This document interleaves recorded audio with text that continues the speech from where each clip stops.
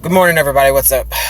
Today's video. If you have a Chrysler 300C with the hemi, the 5.7 hemi from 2005, 2010, and your vehicle's stalling out on you, or it's just like whenever you first crank it up and you go to take off and it just doesn't, because it doesn't want to take off, or if it's just sitting there idling, it just dies. Like, you have to, like, literally floor it to make the car kind of go, and it doesn't really want to go, and then all of a sudden it just jolts and takes off. Well, if you want that problem to stop, because I mean, you could change your injectors, your fuel pump, do all that stuff. That's not the issue.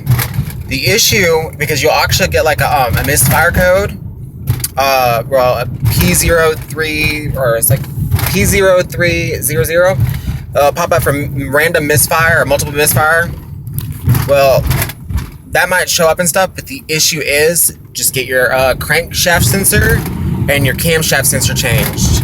One is located by your starter. You have to remove the starter, and then you remove the one bolt, unplug it, put the new one in, and the other one is actually by your what's it called?